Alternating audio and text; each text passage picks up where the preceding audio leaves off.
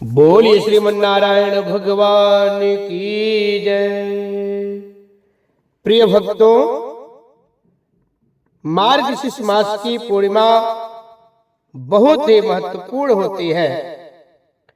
हिंदू पंचांग के अनुसार यह पूर्णिमा प्रत्येक महीने में एक बार आती है।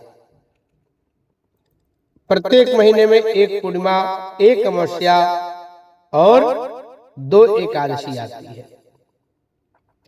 पूर्णिमा बहुत ही महत्वपूर्ण तिथि होती है। पूर्णिमा के दिन अगर आप कोई बहुत ही शुभ काम करना चाहते हैं, बहुत बड़ा कोई काम करना चाहते हैं, तो आप पूर्णिमा के दिन भी आप कर सकते हैं। और जैसे मार्गशीर्ष मास की पूर्णिमा और भी जो कोई विशेष पूर्णिमा है, उस दिन काम करने से आपको कई गुना अधिक फल प्राप्त होता है।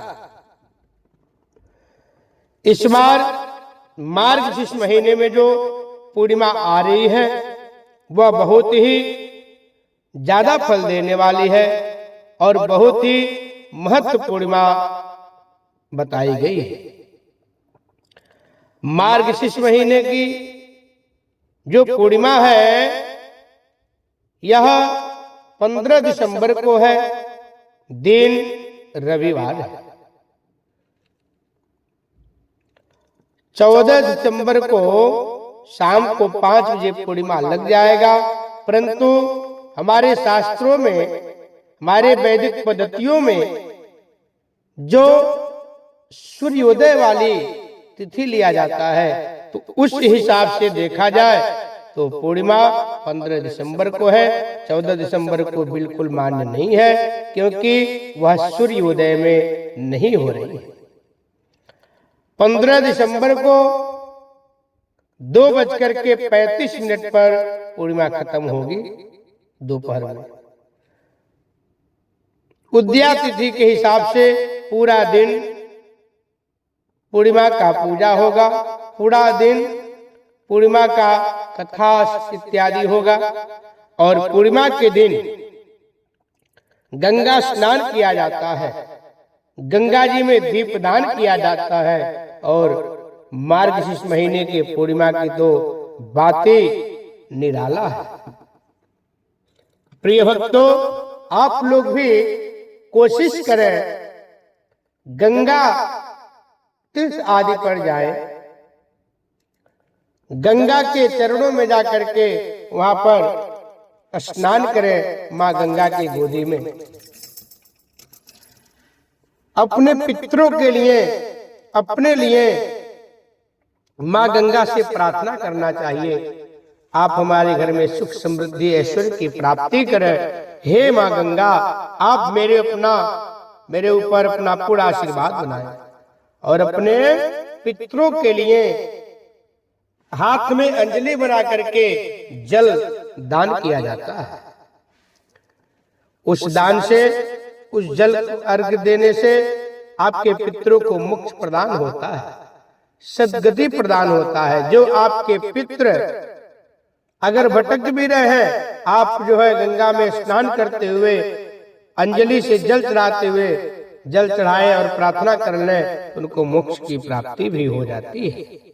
साथ ही साथ आप अपने ननिहाल पक्ष के भी जो आपके पूर्वज नहीं है, पर नाना या नानी नहीं है, उनके लिए भी भगवान से स्मरण करें, गंगा माँ से स्मरण करें, भगवान नारायण से स्मरण करें, प्रार्थना करें। हे भगवान नारायण, हे माँ गंगा, हमारे पितरों को मोक्ष प्रदान करें, सद्गति प्रदान करें और उनको बैतरणी नदी भी पार कराएं। प्रिय भक्तों, कहा गया है पूर्णिमा के दिन या अमावस्या के दिन जो लोग गंगा में स्नान करते हैं, उनको अक्षय फल की प्राप्ति होती है। और मार्गशीर्ष महीने में जो पूर्णिमा होती है, उसी दिन से माघ मेला प्रारंभ हो जाता है।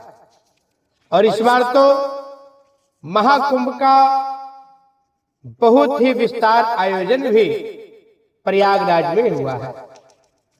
महाकुंभ लग रहा है, आप लोग कुंभ में भी जाकर के ज्यादा से ज्यादा फल प्राप्त करें और कोशिश करना चाहिए कुंभ में स्नान करने के बाद गंगा जल अवश्य ले आए। वह गंगा जल इतना ज्यादा पवित्र होता है, कुंभ का गंगा जल इतना ज्यादा सर्वशक्तिशाली होता है, क्योंकि जब कुंभ लगता है तो सारे देवी देवता जितने होते हैं सब लोग आकर के उस स्थल पे और उस धरती पे वास करते हैं, विचरण करते हैं। भगवान लोग भी इच्छा करते हैं हमें पृथ्वी लोक पे जाने का अवसर प्राप्त हो, तो ऐसा जब अवसर आता है स्वयं सारे भगवान आकर के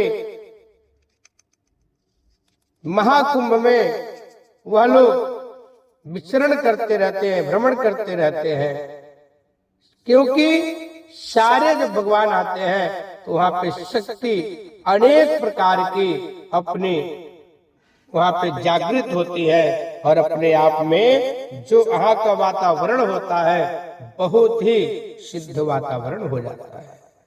उसके साथ साथ उस जगह को इतना ज्यादा शक्ति प्राप्त हो जाता है, केवल वहां जाने मात्र से कल्याण हो जाता है, वहां जाने मात्र से सारी मनोकामनाएं पूरी होती है। आप लोगों को पता होगा वैसे जब नॉर्मल टाइम में गंगा में स्नान करने से उस भूमि पर जाने से कितना ज्यादा फल प्राप्त होता है, तो जब महाकुंभ है तो कुंभ में कितना ज्यादा फल प्राप्त होता होगा। तो आप लोग अवश्य जाए और कुंभ में स्नान करें, माँ गंगा का अपने ऊपर आशीर्वाद प्राप्त करें, साथ में सभी देवी देवताओं का अपने ऊपर आशीर्वाद प्राप्त करें। जो कल्पवास होता है 4 महीने का कल्पवास किया जाता है, वह मार्गशीर्ष पूर्णिमा के दिन से शुरुआत हो जाता है, वह 4 महीने तक कल्पवास चलता है। कल्पवास में जो आपको सबसे ज्यादा स्वादिष्ट भोजन, स्वादिष्ट आहार लगता है, उसमें से एक चीज आपको त्यागना पड़ता है, एक चीज हमेशा के लिए छोड़ना पड़ता है। फिर चतुर्मास 4 महीने तक वहां पे रह करके भगवान का 100 अध्याय किया जाता है, भगवान का साधना किया जाता है, जब तब पूजा पाठ वारा करके किया जाता है, व्रत किया जाता है, कथा किया जाता है, कथा श्रवण किया जाता है। इस तरह से कल्प मास का पूरा विधि विधान है।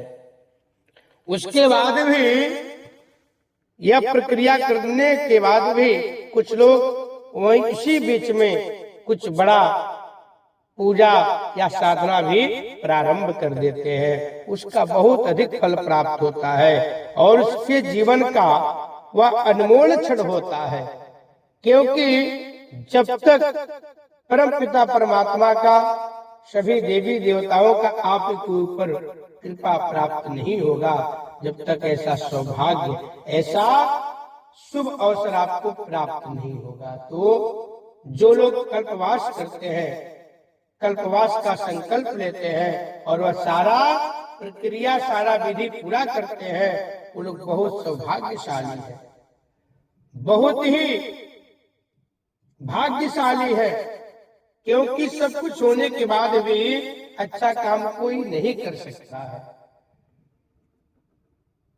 आप सर्व संपन्न है, सब कुछ आपके पास है, पैसा भी है, घर भी है, कारोबार भी है, सब कुछ संपन्न है, सामान भी है पूजा पाठ का, हवन का, लेकिन जब तक आपका भाग्य उदय नहीं होगा, आपके ऊपर दैविक कृपा प्राप्त नहीं होगा, जब तक आप अच्छा काम, सत्कर्म, पुण्य कर्म नहीं कर सकते हैं, तो आप बहुत भाग्यशाली है जो कल्पवास का संकल्प लेकर के और उसको पूरा भी करते हैं। जो एक बार कल्पवास करता है वह अपने परिवार के सभी लोगों को मोक्ष प्रदान कराने का शक्ति रखता है। जो लोग एक बार कल्पवास करते हैं वह अपने पितरों को भी मोक्ष प्रदान कर देते हैं। आप सोच सकते हैं कल्पवास में कितना ज्यादा शक्ति होता है, कितना ज्यादा वह प्रभावशाली और चमत्कारी है। आप लोगों को मैं बता दिया हूं 15 दिसंबर पूर्णिमा के दिन यह स्नान करके गंगा जी में, जमुना जी में आप भगवान श्री नारायण का, मां गंगा जमुना जी का आशीर्वाद प्राप्त करें और अपने पूर्वजों को मोक्ष कराएं और अपने भी मनोकामना पूर्ण करें, आपका भी कल्याण हो जाएगा। बोलिए श्री कृष्ण भगवान की जय, बोलो श्रीमन नारायण भगवान की जय।